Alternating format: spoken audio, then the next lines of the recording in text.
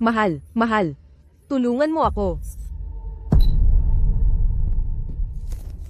Nabasa na ninyo lahat ang bago kong libro, di ba? May magandang balita ako para sa inyo.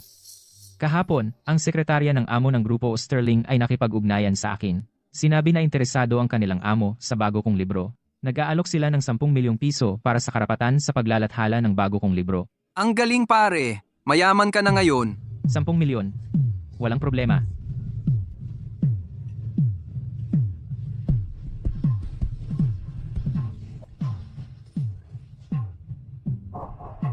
Stella, anong ginagawa mo? Hindi pa ba handa ang ginayat kong patatas? Heto na. Sandali lang. Bakit ang tagal ng gisa? Ang bagal. Kunin mo ako ng isa pang bote. Ako na. Julian, ang bida sa bago mong libro ay talagang tapat. Ganyan ka rin kay Stella, di ba? Ang Julian namin ay palaging tapat kay Stella, di ba? Kung hindi, wala siyang tsansa. Matagal nang pinalitan ni Mia ang lugar niya. Anong sinasabi mo? Tara, uminom tayo. Teka, natalo si Julian sa laro ng pag-inom. Kailangan natin siyang parusahan. Kailangan niyang uminom ng magkaakbay sa'yo. Muntik ko nang makalimutan iyon. Uminom! Uminom! Huwag kang mandaya! Sino ang nandaraya? Uminom lang ng magkaakbay. Uminom tayo. Mukhang tunay talaga. Baka isang araw, pumalit talaga si Mia sa kanya. Iyon ang chemistry. Ang mga taong hindi nakakaalam ay iisipin na kayo ang magkasintahan. Bakit kaunti lang ang iniinom mo? Lumapit ka dito anak. Papakainin ka ni daddy. Tulad noong mga bata tayo.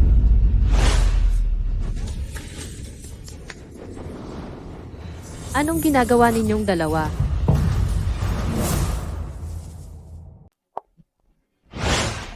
Stella, huwag kang magkamali.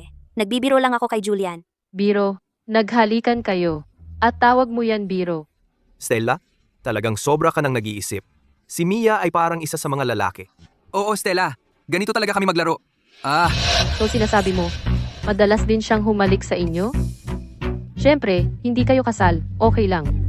Pero si Julian ay asawa ko. Nasa bahay ko siya, nilalandi ang asawa ko. Akala mo ba bulag ako? Bakit ka sumisigaw? Ano ba ang relasyon ko kay Mia? Ngayon mo lang yun nalaman? Stella, hindi kita pinupuna.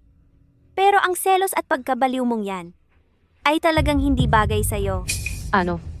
Akala mo ba nagiging makitid ako? Stella, sinabi ko na sa'yo, magkababata lang kami ni Julian. Magkakilala na kami mula pagkabata. Magkatabi pa kaming natutulog noon. Alam ko lahat sa kanya mas higit pa sa'yo.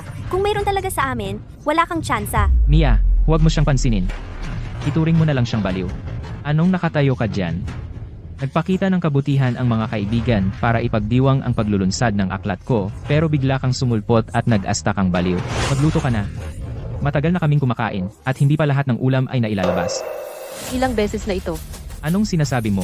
3 taong kasal. At sa 3 taon na yon, lahat dahil sa mabuting kaibigan mong si Mia. Kaya tayo nag-aaway ng maraming beses. Binabalaan kita, huwag kang mag-iskandalo rito. Stella, baka buntis ka, kaya ka emosyonal. Huwag kang magalit. Tingnan mo kung gaano ka-sensible si Mia. Ikaw talagang dapat kang matuto sa kanya. Oo, Stella, hindi ba namin naipaliwanag sa'yo? Bakit ka nagdadrama? Masaya kaming lahat. Huwag mong hiyain si Julian. Sabi nila sa huling bahagi ng pagbubuntis, ang babae ay pwedeng maging maniyak, parang si Stella. Tama. Ano kung may maniya ako? Stella, anong ginagawa mo? Stella, nababaliw ka na ba? Hindi ba sinabi ko sa iyo na buntis ako at hindi ko kaya ang amoy ng pagluluto? Sinabi ko ba o hindi sa iyo na huwag manigarilyo sa bahay? Pero ano ang ginawa mo? Pinasinghap mo ako ng buong kwartong puno ng usok. Sige, tiniis ko na lang na inaliw mo ang mga kaibigan mo. Pero pagkatapos, sa harap ko mismo, naglalandi ka kay Mia. Tapos ka na ba? Stella, si Julian at Eiko. Tumahimik ka. Huwag mong gamitin ang mga pare mo at mga kaibigan noong bata bilang dahilan. Sa tingin mo ba hindi ko nakikita kung ano ang nangyayari sa inyong dalawa? Sa tingin mo ba ang pagtawag sa kanya ng anak ay nagiging pare mo siya? Stella, ikaw, tingnan mo siya, sinaktan niya ako. Stella, ano ba talaga ang gusto mong gawin? Nabaliw ka na ba dahil sa pagbubuntis? Inuutusan kita na humingi ka ng tawad kay Mia ngayon din. Ako. Humingi ng tawad. Ikaw ang nanakit sa kanya. Kung hindi ka hihingi ng tawad, sino pa? Oo, Stella. Pwede tayong magtalo, pero ang pagsaktan ng tao ay mali. Tama. Hindi mo pwedeng gamitin ang pagbubuntis bilang dahilan para maging pasaway. Kaya sa bahay na ito, ako ang tagalabas. Stella, kung ayaw mong humingi ng tawad, sige, edi pumunta ka sa kusina at magluto. Sinabi lang ni Mia gusto niya ng ginisang itlog na may kamatis, gawin mo iyon para sa kanya. Ituring mong paghingi ng tawad iyon. Kalimutan mo na, kalimutan mo na. Wala siya sa tamang pag-iisip ngayon. Huwag mo akong lasonin muli.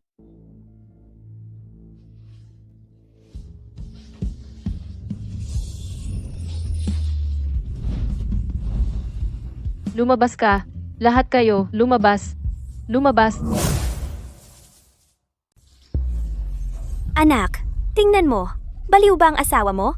Stella, ano ang gusto mo? Ano ang gusto mo? Julian, bitawan mo na. Masama ang timpla ni Stella ngayon.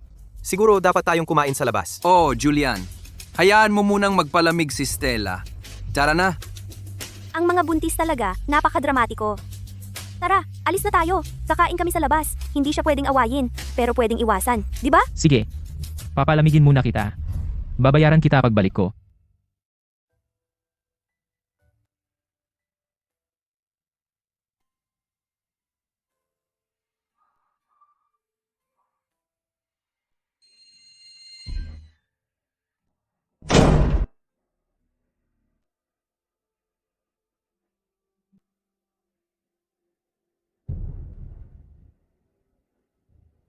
Hindi mo pwedeng awayin ang buntis. Buti na lang malapit na siyang manganak. Kung hindi, miserable ang buhay ni Julian. Julian, sasabihin ko lang sobra na ang asawa mo. Nagwala lang siya ng walang dahilan. Tama na, tama na. Bakit mo pa siya binanggit? Nako, ang sakit ng ulo. Ngayong gabi, hindi tayo uuwi hanggang lasing na tayo. Tatay, gusto ko nang umuwi. Anong problema, Stella? Inapi ka ba ng walang hiyang iyon? Tatay, pasensya na. Kasalanan ko lahat dahil hindi kita sinunod. Okay lang, Stella. Mag-aayos ako ng driver para sunduin ka. Nasa business trip ako. Babalik ako agad. Sige.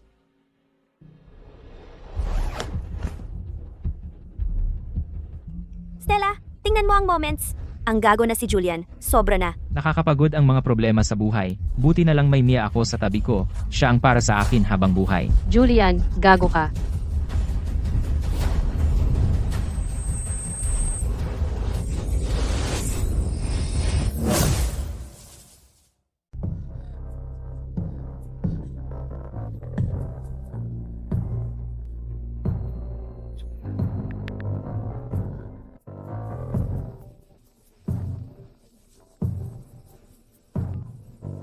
Kumusta?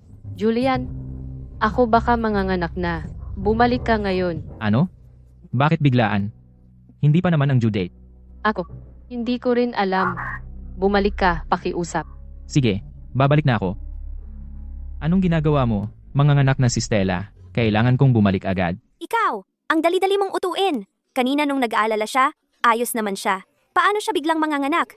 At nitong mga nakaraang beses, tuwing sasabihin niyang manganganak na siya, hindi ka ba niya ginugulo at pinapasama sa ospital sa kalagitnaan ng gabi para samahan siya? Pero anong nangyari? Nanganak ba siya? Stella, kumalma ka lang, okay? Pwedeng bumalik si Julian mamaya. Mia, talagang manganganak na ako ngayon. Sabihin mo kay Julian. Sige, sige, huwag kang tumayo diyan. Uminom ka. Inumin ko. Stella, papunta na ako. Nasa baba na ang driver sa bahay mo. Tatay, ako. Hindi ko kaya. Manganganak na ako. Ano? Manganganak na siya? Nasaan yang geong Julian? Ipasama ka niya sa ospital ngayon. Siya. Wala siya sa bahay. Tatay, sabihin mo sa driver na umakyat. Si. Stella, tatawagan ko siya ngayon. Stella, tiyaga ka pa ng konti. Kapit lang. Bilisin mo.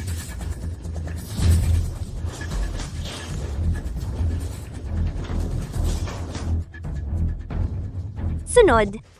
Sige, sunod. Talo ka. Si, inom ako. Huminga ng malalim. Nandito na tayo. Uminom pa.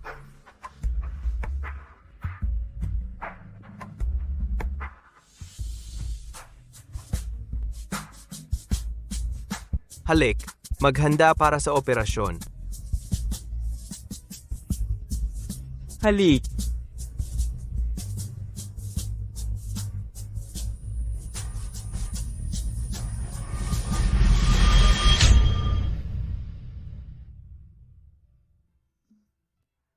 Nasaan?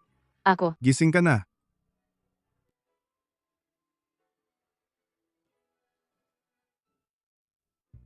Tatay. Nasaan si baby? Hindi. Stella, kumalma ka.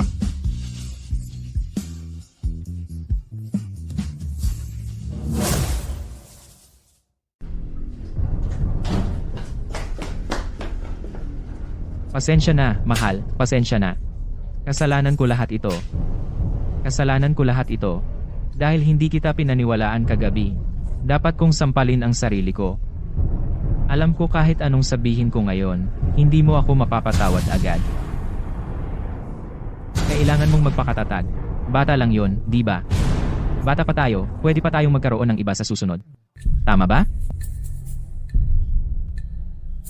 Julian, wala ka ng pag-asa. Hindi ko rin naman gusto to.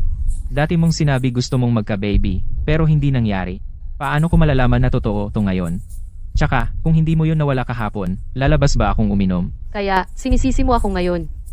Sa tingin mo kasalanan ko, di ba? Stella, humihingi na ng tawad si Julian. Tumigil ka na sa pagalit, okay. Sa tingin niyo ba na ang pagkawala ng sanggol na to ay hindi malaking bagay? Ganoon ba? Ano pa? Ang pagagalit ay hindi magbabalik sa sanggol. Anak ko yun. Aking laman at dugo. Sige. Mali ako. Pwede mo akong sisihin kahit gaano mo gusto. Pero ngayon, ang mahalaga lang ay gumaling ka. Subukan mong makita ang magandang side. Hindi nakaligtas ang sanggol. Ibig sabihin hindi para sa atin. Baka hindi rin maganda kung pinilit. Oo, Stella. Kailangan mo ngang mag-focus sa paggaling ngayon. Pwede ka pang magkaroon ng iba mamaya. Magiging maayos. Ano ang nginingitian mo? Noong buntis ako, sinabi ng doktor, kung hindi ko mapanatili ang sanggol na to, baka hindi na ako mabuntis muli. Ngayon wala na ang sanggol, at sinasabi mo lang na hindi para sa atin. Para iwasan ang responsibilidad mo? At ikaw? Kung hindi dahil sa iyo, mangyayari ba ang lahat ng ito? Kung hindi dahil sa iyo, mawawala ba ang sanggol ko? Stella, ano bang nangyayari sa iyo nitong mga nakaraang araw? Para kang powder keg, sumisigaw ka kay Mia ng walang dahilan. Bata lang yon. Kung hindi, pwede kaming magkaroon ni Julian, at ikaw ang mag-alaga. Stella! Ako! Hindi ko naman sinasadya yon. Lumabas! Lumabas kayong dalawa! Ikaw tama na. Wala akong gana makipagtalo sa iyo. Kailangan kong maghanda para sa susunod na linggong paglulunsad ng aklat. Alagaan mo ang sarili mo. Mia, tara na.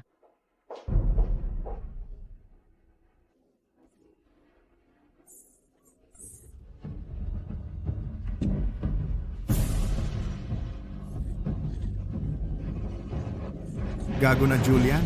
Napakasama niya talaga. Lahat ng taon na ito, itinago ko ang pagkatao ko sa kanya para subukan siya. Akala ko, basta't tratuhin kanya ng mabuti. Balak kong gumastos ng 10 milyong piso para bilhin ang karapatan sa paglalathala ng kanyang aklat para sorpresahin siya. Pero hindi ko inaasahan. Stella, huwag kang mag-alala. Pagsisisihan niya, to.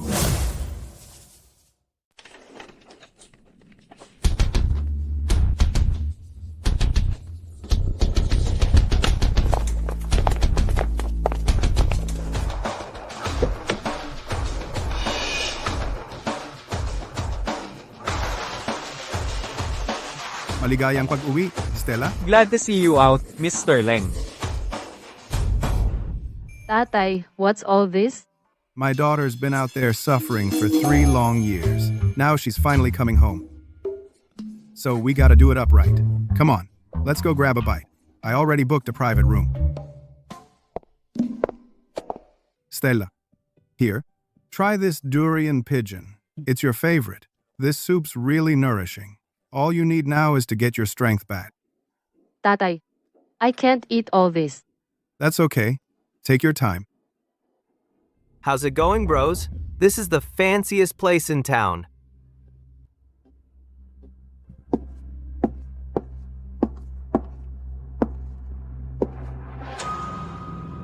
Nice one, Julian. A meal here must cost a fortune, right? You're way too generous. Who are you dissing? Julian's about to get that $10 million in royalties. This is pocket change. Son, don't you forget about me. When you were writing that book, I took real good care of you. Relax, I would never ever neglect our Mia.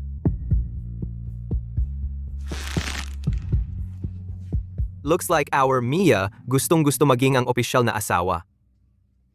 If you ask me, Julian, you should have married Mia from the start. Quit it, you guys. Since we're on the subject, I'll tell you straight up. I'm planning to divorce Stella.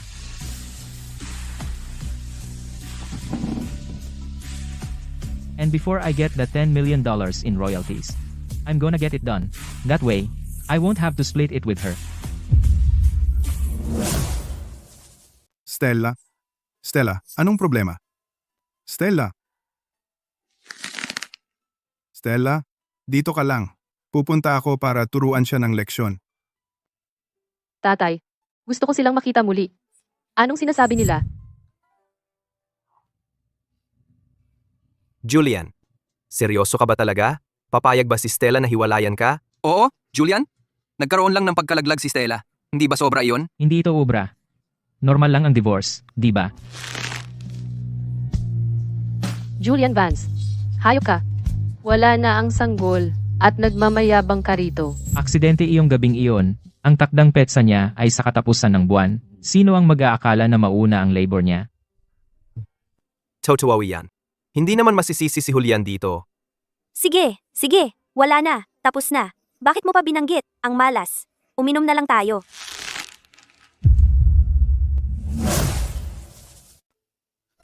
Stella, Nawala ko ang aking baby. Talagang tinawag nila itong malas. Paano nila nagawa? Paano nila nagawa? Stella, kumalma ka. Sandali lang, pupunta ako para ayusin ito. Pupunta na ako ngayon. Aayusin ko siya. Hayop na ito. Dapat siyang mamatay. Tatay, ayokong pakawalan siya ng madali. Ang mga hudas na manloloko, hindi man lang nila pinatawad ang aking baby.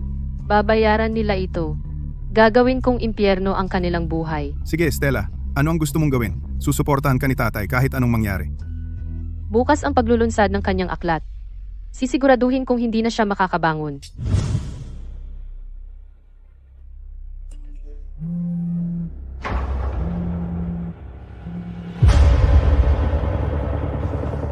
Naku, mahuhuli tayo.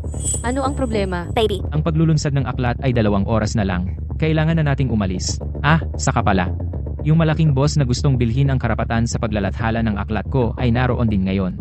Hindi tayo pwedeng mahuli. Tara, bangon. Sabay tayong pumunta.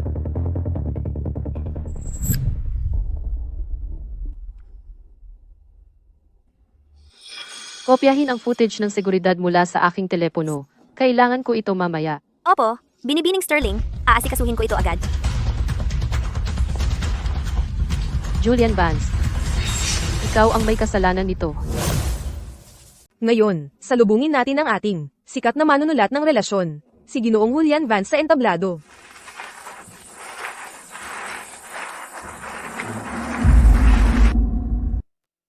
Salamat sa pagdating, lahat. Actually naghanda ako ng talumpati, ngunit ngayong nandito ako sa itaas, hindi ko alam ang sasabihin. Paano kung dumiretso na lang tayo?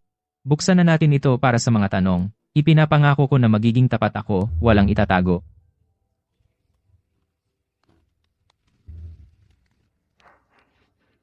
Hi, Ginoong Vance. Malaki akong tagahanga mo. Ang iyong mga libro ay laging nagpapapaniwala sa akin sa pag-ibig at kung gaano kaganda ang kasal. Sa iyong opinyon, ano ang pinakamahalagang bagay para mapanatili ang matatag na kasal? Salamat sa iyong suporta.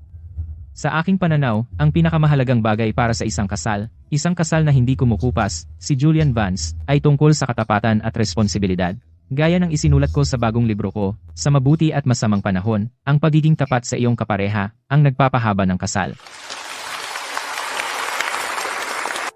Ginoong Vance, napansin ko ang bida sa iyong libro ay emosyonal na hindi matatag at talagang pahirap.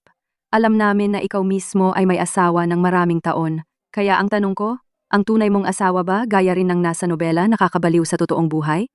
Well, paano ko sasabihin? Ang bida ng librong ito ay talagang base sa totoong buhay. Sa katunayan, ang asawa ko ay maaaring mas mahirap pang hawakan kaysa sa nasa libro.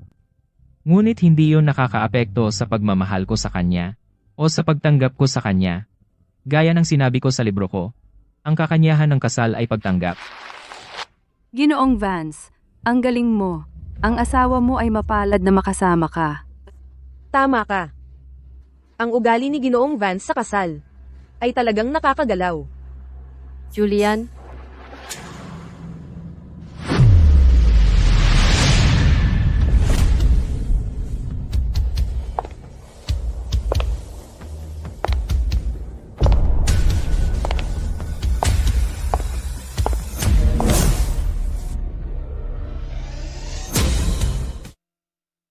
Julian Vance. Wala kang hiya.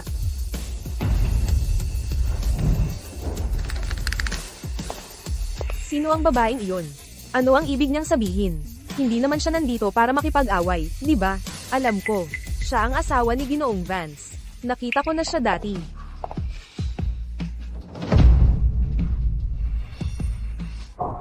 Anong ginagawa mo dito?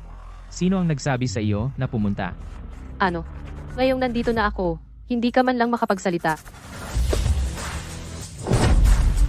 Sa lahat, ako ang asawa ni Julian Vance. Pumunta ako ngayon dito para sabihin lang sa inyo ang isang bagay. Ang dakilang manunulat na si Julian Vance na matagal na ninyong hinahanga ay isang mapagpanggap, nakakahiya, manloloko na Judas. Hindi siya karapat-dapat sa inyong papuri. Ginang Vance, totoo ba ang sinabi mo? May ebidensya ka ba na nandaya siya? Sino ang kanyang pinagtataksilan? Stella, baliw ka ba? Bakit mo ako sinisiraan ng ganito? Pasensya na sa lahat. Gaya ng sinabi ko, ang asawa ko minsan hindi matatag ang emosyon, at saka, kakapanganak lang niya. At muntik ng ma-depress, pakiusap, huwag minyong pansinin ang kanyang kalokohan. Ano? Nerbiyoso ka na? Ginang Vance, sobra ka na! Tama iyan! Si Ginoong Vance ay ipinagtatanggol ka sa lahat ng pagkakataon, at ngayon sinisiraan mo siya.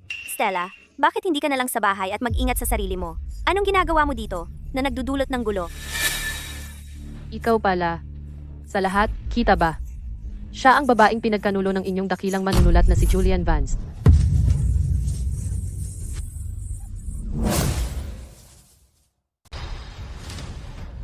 Stella, hindi ko inaasahan na galit ka sa akin. Magkasundo kami ni Julian, pero magkaibigan lang kami mula pagkabata, iyon lang. Bakit mo ako pinaghihinalaan? Tama. Kaya kong patunayan iyan. Sina Julian at Mia magkaibigan lang mula pagkabata. Wala nang iba. Saksi rin ako. Si Julian ay laging tapat kay Stella. Hindi siya magtataksil. Kaya, kayo tatlo, nag-ensayo kayo ng talumpating ito, hindi ba? Stella, tama na. Simula nang mabuntis ka, nagsusulat ako ng bagong libro at inaalagaan ka. Sa tingin ko, maganda naman ang nagawa ko, di ba? Ngayon, nawala ang baby. Malungkot ka. Pero anak ko rin iyon. Hindi mo ba iniisip na malungkot din ako? Kaya kung tiisin ang iyong init ng ulo, naiintindihan ko ang mga paghihirap mo. Pero ngayon, ay ang paglulunsad ng aklat ko. Ito ang resulta ng 2 taong pagsusumikap. Nakikiusap ako sa'yo. Nakalimutan mo na lang ito. Ginang Vance, paano kayo naging ganito kalupit? Si Ginoong Vance ay napakatalino at mapagmahal sa pamilya. Kung hindi mo siya pinahahalagahan, maraming ibang magpapahalaga sa kanya. Ginang Vance, patuloy kayong nagsasabing nanloko si Ginoong Vance, pero nasaan ang ebidensya? Mayroon ba kayo? Perpekto. Hinihintay ko lang iyang sasabihin ninyo. Ngayon, lahat, imulat ninyo ang inyong mga mata at tingnan ninyo ang inyong sarili.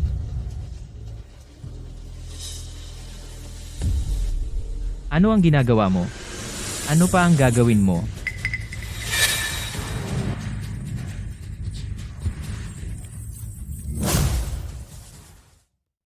Mahal, ang galing mo ngayon. Hindi ka ba pinakain ng asawa mo? Buntis siya ngayon. Paano siya makakapantay sa'yo, Mia?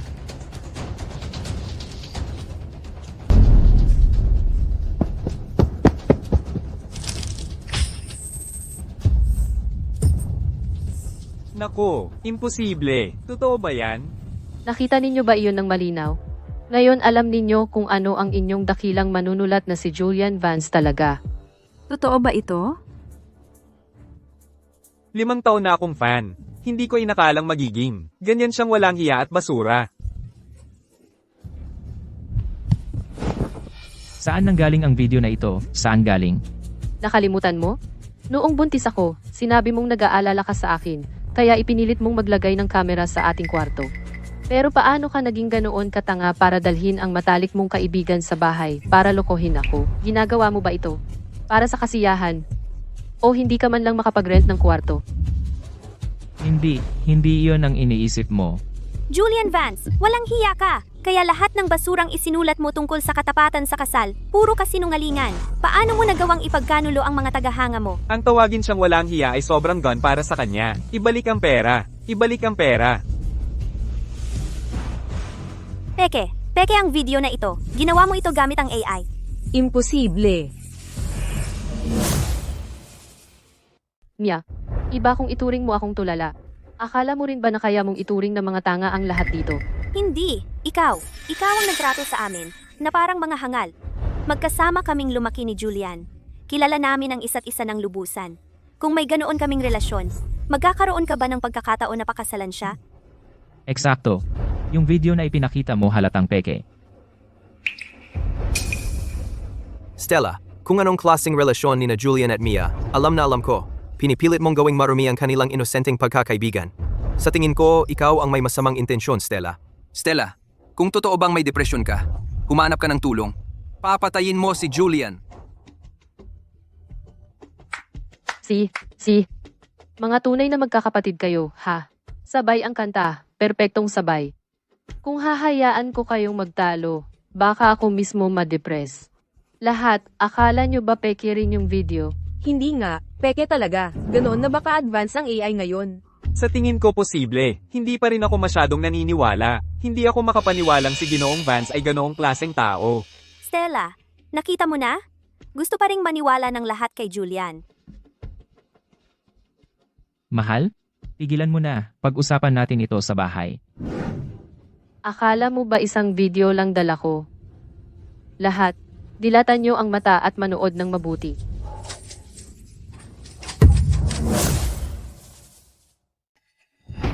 Ang gabing iyon ay aksidente lang. Ang takdang araw niya ay sa katapusan ng buwan. Sino ba ang mag-aakala na darating ito ng maaga? Tigilan mo na. Itong video. Kami ay kumakain sa isang pribadong silid sa isang restaurant kagabi, noong na-record ito. Paano ba niya nakuha ang video na ito? Maaaring nakumuha siya ng tao para lihim itong i-record? Dahil sinasabi ninyo iyan, kung gayon, totoo ang video na ito, di ba? Hindi. Hindi totoo. Hindi. Mia, kahit ngayon, gusto mo pa ring tanggihan.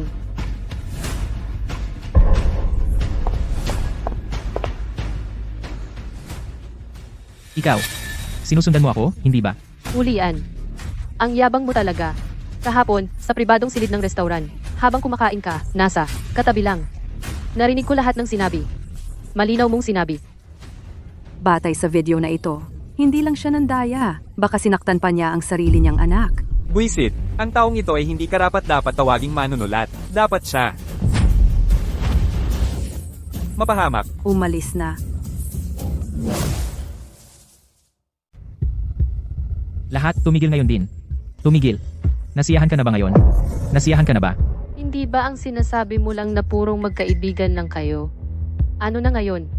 Umaatras ka na ba? Aaminin ko. Ang bagay sa pagitan ko at ni Mia ay hindi ganoon kasimple. Kung sa tingin mo ito ay pandaraya, tatanggapin ko iyon. Pero ang pagkakuha mo ay walang kinalaman sa akin. Hindi ko nga alam kung ano ang ginawa ni Mia sa iyo. Huwag mo akong paratangan. Tama. Kilala namin si Julian. Paano niya masasaktan ang sarili niyang anak? Tama, Stella. Kahit na ano, si Julian, hindi siya magiging ganoon kawalang puso. Wala akong alam. Tama na to. Tungkol sa kung paano ko nawala ang batang ito, aalamin ko ito ng lubusan. Kapag may sapat na ebidensya na ako, mabubulong kayong lahat sa bilangguan. Mabuti. Sang-ayon ako na ipabilanggo sila. Tama. Gumawa sila ng isang bagay na kasuklam-suklam. Dapat silang humarap sa batas. Ano ang gagawin natin? Anong gagawin natin? Stella, mag-asawa tayo noon, Talagang itutuloy mo ito hanggang dulo. Mag-asawa? Noong nanloloko ka, naisip mo ba na mag-asawa tayo? Noong nakunan ako, naisip mo ba na mag-asawa tayo?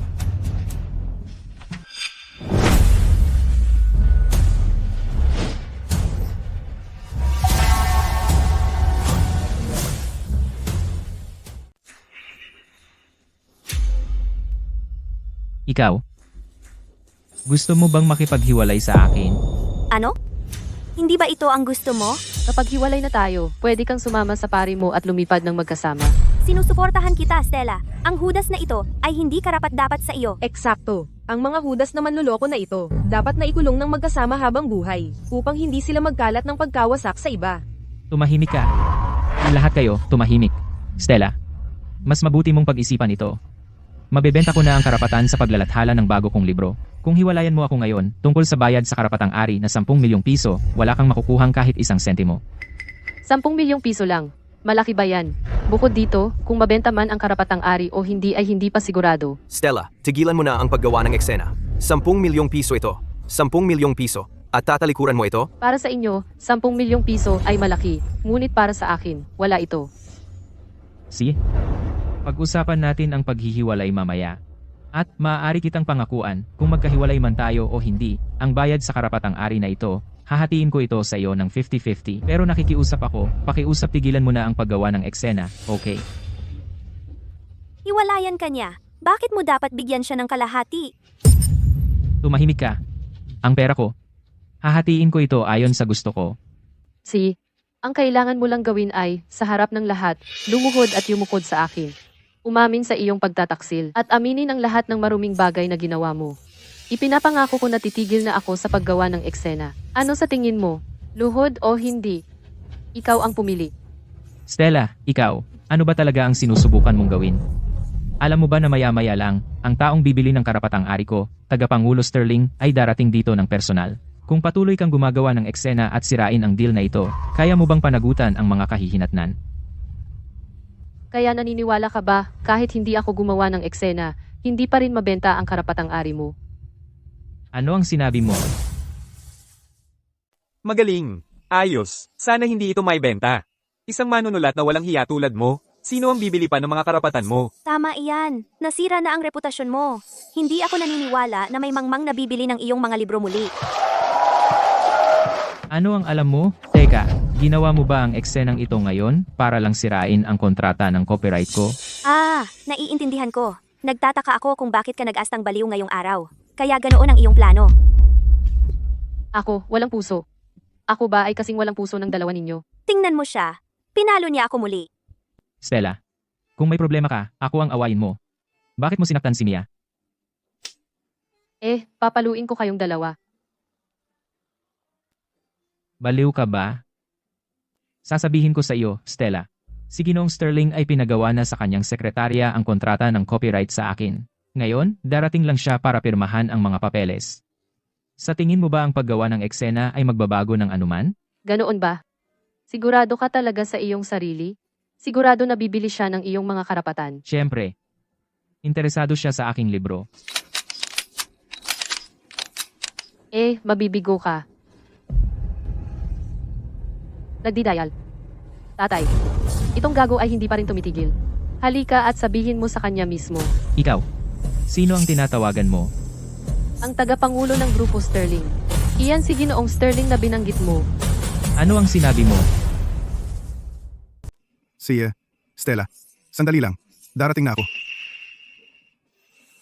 Ginoong Sterling, handa na ang sasakyan. Umalis na ba tayo? Tara na. Ngayon, ako ay tuturuan ng leksyon ng gagong iyan. Stella, baliw ka ba? Sinabi mo talaga na ang chairman ng Grupo Sterling ay tatay mo? Stella, sino ang niloloko mo? Oo, ang apelyido mo ay Sterling. Pero kung totoo nga na ang tatay mo ay chairman ng Grupo Sterling, sa tingin mo pakakasalan ka ni Julian? Noong una kaming nag-date, hindi pumayag ang tatay ko. Pero sinabi niya bibigyan ka raw niya ng 3 taon para patunayan ang sarili mo. Gusto niyang makita kung anong klaseng tao ka. Noong una, malapit nang matapos ang 3 taon ng panahon ng pagsubok. Pero alam mo ba, hindi ka man lang naghintay at pinakita mo ang tunay mong ugali. Kung naghintay ka lang ng ilang araw pa, hanggang sa dumating ang baby, nakuha mo na sana ang 10 milyong piso. Pero sa ngayon, wala kang makukuha. Hindi ako makapaniwala. Imposible. Naalala ko sinabi ni Julian na ang biyena niya ay nagtatrabaho sa ibang bansa. Paano naging chairman iyon? Di ba? Kung totoo na ang tatay niya ay chairman, hindi ba alam na iyon ni Julian ngayon? Mga kaibigan, pasensya na nakita ninyo ang ganitong kahiyahiyang gulo ng pamilya. Pero ngayon, na nakita ng lahat ang tunay na ugali ni Julian Vance. Sa tingin ko hindi naman masama iyon. Sana lahat kayo ay maging mas maingat sa hinaharap. Huwag hayaan ang isang hudas na tulad niya na manloko sa inyo muli. Huwag kang mag-alala, Stella. Hindi na namin bibilhin ang mga libro niya. Tama iyan, Stella. Ang tapang mo para tumindig. At ilantad ang tunay na ugali ng basurang iyon. Ikaw ang tunay na idolo. Sinisira mo ba ako? Anong ginagawa mo? Huwag mo akong hawakan. Kaya sa tingin mo nasira mo ako? Sa tingin mo magiging okay ka pagkatapos nito? Tigilan mo. Ngayon na.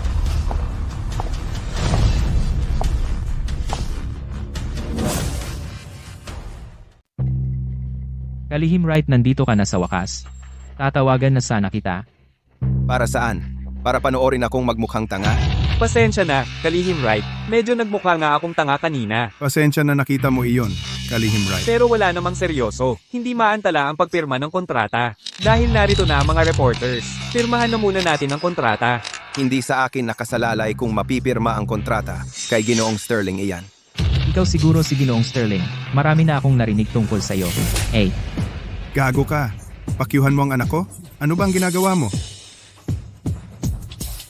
Ginoong Sterling, kayo. Pasensya na, Stella. Na-late ako. Hindi late. Saktong-sakto ang dating mo. Hindi ito maaari. Ginoong Sterling, nakita niyang maganda ang ginawa mo nitong nakaraang taon at naisip niyang gawin kang manugang. Plano pa niyang bigyan ka ng 10 milyong piso na royalty. Pero sa hindi inaasahan, naglakas loob kang tratuhin si Binibining Sterling ng ganito. Mukhang sawa ka na sa buhay. Tama na.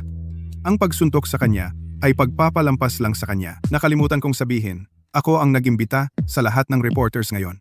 Gagawin ko ang lahat para malaman ng lahat kung anong klaseng tao ka talaga. Personal kitang itutulak sa impyerno. Gagawin kong mas masahol pa sa kamatayan ng buhay mo. At paano ba talaga nalaglag si Stella?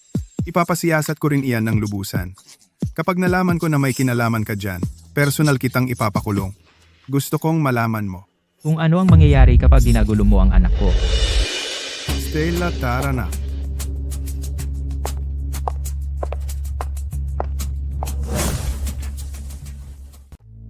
Ano ang gagawin natin?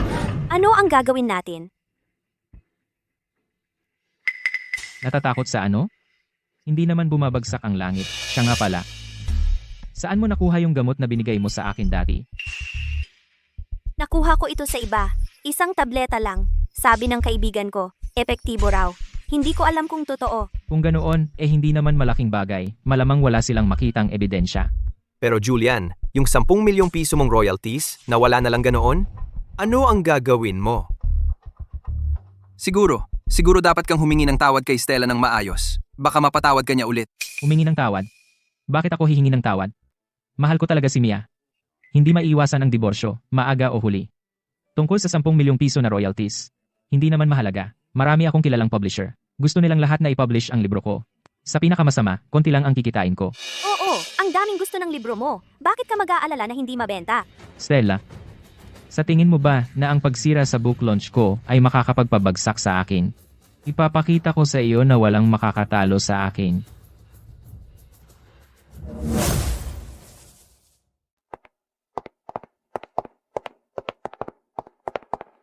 Stella, ang opisina na ito ay sa iyo na ngayon. Isang araw, ang buong grupo Sterling ay iyong pamumunuan. Tatay. Sige na, bata ka pa. Nasa iyong kasikatan ka pa. Hindi ka pa pwedeng magretiro ng ganito kaaga, di ba? Bukod pa riyan, sa aking karanasan, hindi ko kayang patakbuhin ang isang kumpanya na kasing laki ng Sterling. Kaya sa tingin ko, dapat na lang akong bumalik sa kung ano ang alam ko. Hayaan mo lang akong mahasa pa ang aking mga kakayahan sa ilang taon. Tingnan mo yan, ang munting Stella natin ay malaki na. Iniisip mo pa ang iyong matandang tatay. Pero si tatay ay hindi na bumabata. Tatay, Oh, huwag kang masyadong mahinhin. Hayaan mo lang akong lumabas doon at humanap ng aking daan sa loob ng 2 taon. sige, okay. Kilala ko si Ginoong Yang sa grupo ng paglalathala ng Apex. Makikipag-usap ako sa kanya at maaari kang magsimulang magtrabaho doon. Alam mo, masyado ka pa ring idealistiko. Noong araw, lagi mong iniidolo ang mga dakilang manunulat. Ngayon, nakikita mo kung gaano kasama ang mga tao. Ha? Hindi lahat ng manunulat ay tulad ni Julian. Maraming mga manunulat na may talento at magandang pagkatao. Ito lang ay ang mga taong ito karamihan ay hindi napapansin. Kaya gusto kong gawin ang aking bahagi upang matulungan silang makuha ang pagkilala na nararapat sa kanila. Sige. Ayon sa gusto mo. Kung ano ang gusto mo.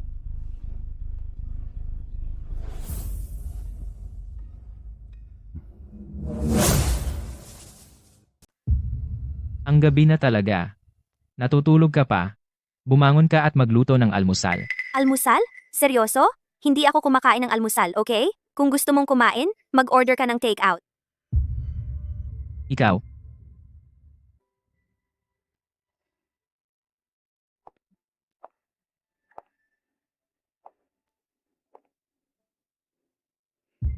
Stella, anong ginagawa mo? Ang gulo ng bahay, hindi ka man lang maglinis? Buisit. Wala na siya. Hindi ako makapaniwala na iniisip ko pa siya.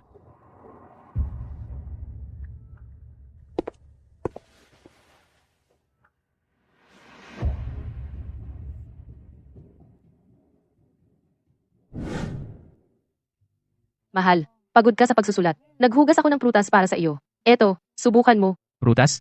Ayaw ko. Hindi ako makapag-isip. Iwanan mo ako.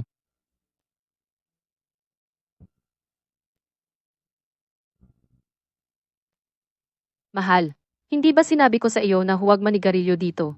Naninigarilyo ka na naman. Tigilan mo na ba? Buong araw akong nagsusulat. Nagpapahinga lang. Ano naman ang masama sa paninigarilyo? Pagkalipas ng maraming taon, masyado ba akong mahigpit sa kanya?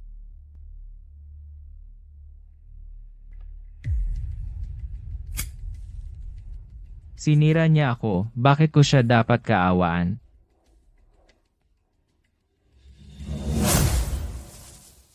Kumusta, Ginoong Luis? Ako ito, Julian.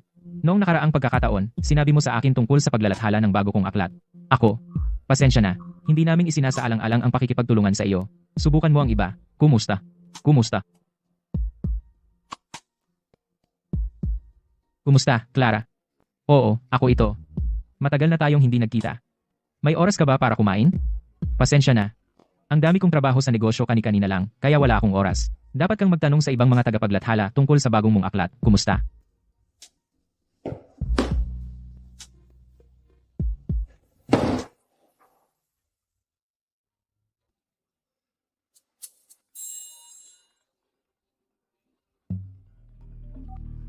Kumusta, Ginoong Shaw? Paanong naglakas loob kang tawagan ako? Pumunta ka online at tingnan kung paano ka pinapahiya ng lahat. Alam mo ba para sa huli mong aklat? Ako lang ay nagprint ng mahigit 100,000 kopya. Ngayon, wala ni isang kopya ang nabenta. Naiipit ako sa lahat ng iyon. At naglalakas loob ka pa ring tawagan ako? Ginoong Shaw, makinig. Kumusta, Ginoong Shaw?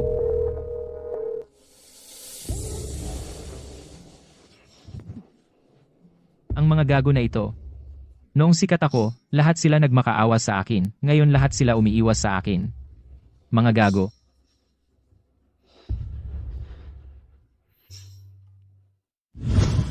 Kumusta? Ano ginagawa mo? Ang gabi na, bakit hindi ka pa umuwi? Umuwi ka na rito ngayon din. Umiinom ako kasama ang pare ko. Huwag mo akong istorbohin. Pare na naman, gusto kong makita kung sino talaga ang kasama mong umiinom. Hindi ba sinabi ni Julian na bumalik ka? Di ka pa bumabalik? Bumalik? Para saan? Para makinig sa pagrereklamo niya? Para maghintay sa kanya? Dapat siyang tumingin sa sarili niya. Akala pa niya siya pa rin ang magaling na manunulat dati? Ngayon lahat ng tao online ay binabash siya. Ayaw kong mahuli niya ako. Munting malandi. Anong nangyari sa totoong pag-ibig na ipinangako mo? Sumasama lang ako sa kanya dahil sa pera. Totoong pag-ibig? Sinong magmamahal sa kanya kapag wala siyang pera? Sige, ipakita ko sa iyo ang pag-ibig. Ang gabi na, sino ang kumakatok? Hayaan mo akong tingnan. Darating. Tigil ang katok. Julian? Ano? Anong ginagawa mo dito? Sarah, kunin natin si Mia. Nasa labas pa siya, umiinom kasama ang iba. Hindi bumabalik kahit tawagan ko. Pakatawagan mo ulit? Ang gabi na, saan tayo hahanap? Marami na akong tawag. Ngayon hindi na siya sumasagot. Sino yan?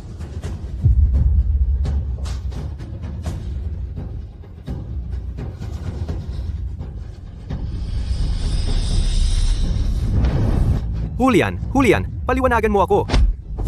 Papatayin kita.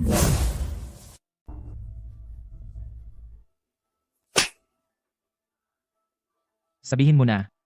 Kailan ito nagsimula? Sasabi ka ba o hindi? Sasabi ka ba o hindi? Tama na. Pinuntahan mo ang babae ko, itinuring kitang parang kapatid, at ito ang kabayaran mo sa akin. Babae mo? Noong pinakasalan mo si Stella, hindi mo naisip si Mia. Ngayon tatawagin mo siyang babae mo? Hindi ka karapat-dapat sa kanya. Anong ibig mong sabihin? Hayaan mong sabihin ko sa'yo. Si Mia ay babae ko na ngayon. Mas mabuting lumayo ka sa kanya simula ngayon. Oo, tama yan. Wala ka ng anuman ngayon. Anong karapatan mo para hilingin na sumama ako sa'yo? At sasabihin ko na rin sa'yo. Noong pinakasalan mo si Stella, kasama ko na siya. Iniwan mo muna ako. Kaya huwag mo akong sisihin sa pagiging walang puso. Kayo, Teka, Julian, tama na. May sarili kang gulo na hindi mo pa naaayos. Paano mo naiisip na alagaan si Mia? Kasama ko na siya ngayon at mas mabuti iyon kaysa sa pagsama sa'yo at laging sinisigawan. Tara na. Kung ipagpapatuloy mo ito, tatawag ako ng pulis. sigurado ka bang gusto mong gawin ito? Sigurado ka bang hindi ka sasama sa akin? Sasama sa'yo para saan? Para magutom kasama ka? Si, Geling. Kayo, hintay lang. Stella, ikaw, anong ginagawa mo dito? Anong nangyayari? Director Sterling, dumating si Ginoong Vance, iginigiit na makipagkita kay Ginoong Yang, pero malinaw na sinabi ni Ginoong Yang na huwag siyang papasukin. Pinilit ko siyang umalis, pero ayaw niya. At nag-iingay siya. Kaya, Teka, ano ang tawag mo sa kanya? siya ang bagong director ng publishing namin. Pwede mo siyang kausapin tungkol sa kung anuman. Aba, Stella. Kaya pala gusto nilang tapusin ang partnership natin. Kaya ito'y gawa mo lahat, sinira mo na ako dati, at ngayon gusto mo akong tapusin. Julian, ngayon ang unang araw ko sa trabaho. Huwag mo akong siraan. Kalokohan. Kung hindi ka nagmamanipula, bakit nila tatapusin ang deal natin? At bakit ayaw akong makita ni Ginoong Yang? Ano? Ngayon sinusubukan mo bang isisi sa akin ang lahat? Bakit hindi mo isipin ang mga masasamang ginawa mo? Bakit hindi mo isipin kung ano ang sinasabi ng mga mambabasa mo sa internet tungkol sa iyo? Sa reputasyon na iyan, gusto mo pa ring maglathala ng bagong libro. Sa panaginip mo, Tingnan mo kung ano na ako. Hindi ba kasalanan mo lahat ito? karapat-dapat ka. Sige, karapat dapat ako. Pero wala akong pakialam. Kailangan kong makita si Ginoong Yang ngayon. Direktor ka lang, hindi ka karapat dapat makipag-usap sa isang dakilang manunulat tulad ko. Kunin mo si Ginoong Yang para sa akin. Ngayon na. Julian, mas mabuti pang umalis ka na. Kung hindi, tatawag ako ng security. Sige, tawag ka. Nasa baba na ako. Akala mo ba takot ako sa'yo? Security, palabasin siya. Stella, babayaran mo ito. Binibining Sterling. Ito ang aming departamento ng paglalathala. Mula ngayon, ikaw ang mamamahala sa buong departamento. Alam kong kaya mo yan, Binibining Sterling, upang pamunuan ang ating kumpanya sa pagtuklas ng mas maraming mahuhusay na manunulat at paggawa ng mas maraming bestseller. Pinalalaki mo ako, Ginoong Yang. Balak ko talagang magsimula sa pinakamababa. Pero ito, Huwag kang mahiya, Binibining Sterling. Hindi kita binibigyan ng mahalagang tungkulin dahil lang sa tatay mo. Alam mo, Binibining Sterling, noong nasa mundo ng paglalathala, may reputasyon ka. Matagal na naming sinusubukan kang kunin. Pero, kasal ka noon. dahil lubos mo akong pinagkakatiwalaan, Ginong Yong, hindi kita bibiguin.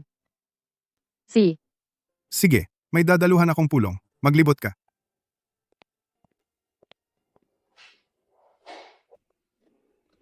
Alam mo ba kung sino ako? Ako si Julian Vance. VIP na panauhin ako ni Ginoong Yang. At gusto mo akong paalisin? Gusto mo bang mapanatili ang trabaho mo? Pasensya na, Ginoong Vance. Si Ginoong Yang ay nasa pulong ngayon. Hindi kanya makikita. Dapat kang umalis. Wala akong pakialam. Tawagin mo si Ginoong Yang ngayon. May kailangan akong agarang bagay. Bilisan mo.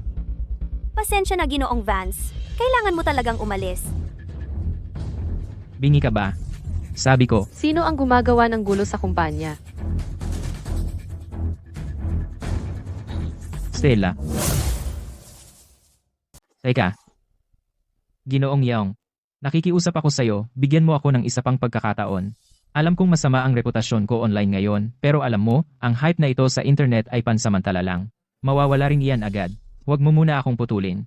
Mamaya, lahat ng mga bagong libro ko, pipirmahan ko ng eksklusibo sa'yo, okay? Stella, tingnan mo, wala na akong natitira ngayon, at nalulunod ako sa mga kaso. Nakikiusap ako sa'yo.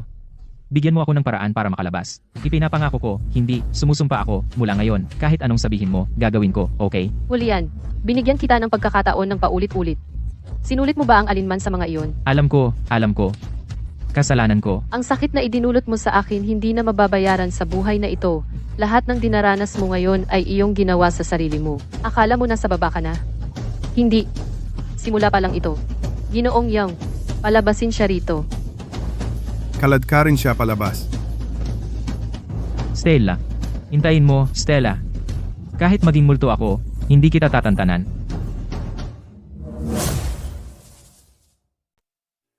Binibining Sterling, magaling. Ang isang tulad niya ay talagang hindi dapat bigyan ng isa pang pagkakataon. At salamat, Ginoong Yang, sa pagsuporta sa akin kanina. Kahit wala ka rito, hinding-hindi ako makikipagtulungan sa ganoong uri ng tao. Siya, may meeting pa akong dadaluhan. Ipagpatuloy mo ang magandang trabaho.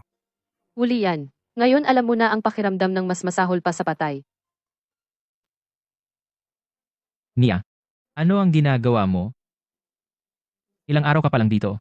Pakisuyo, huwag kang umalis, okay? Julian, kadiri ka. Nakipagtalik na ako sa iba sa likod mo. Bakit mo ba ako pinapakasama? Tsaka, tingnan mo ang sarili mo ngayon. Paano ka naging karapat-dapat para sa akin? Umalis ka na. Ang pagtingin lang sa'yo ay nagpapasakit sa akin. Ano ang sinabi mo? Sinabi ko. Ayaw nakitang makita. Sinabi ko na ang pagtingin lang sa iyo ay nagpapasakit sa akin. Hindi mo ba naiintindihan?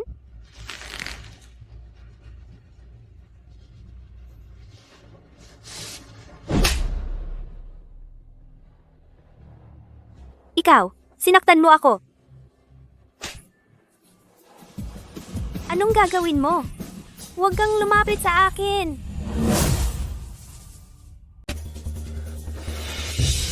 Kasalanan mo lahat ito. Ikaw talaga ang nagpabago sa akin ngayon. Ikaw? Bitawan mo muna ako. Bitawan mo ako. Wala na akong natitira ngayon. Akala mo ba hahayaan kita ng madali?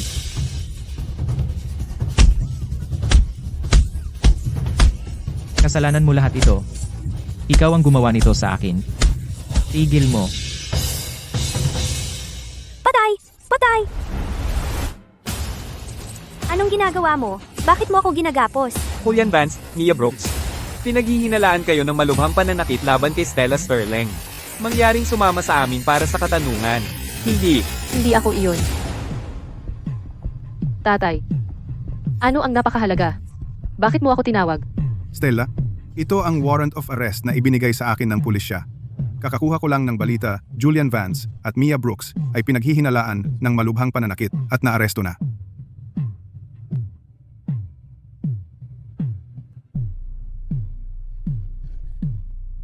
Ayos lang, Stella. Tapos na ang lahat.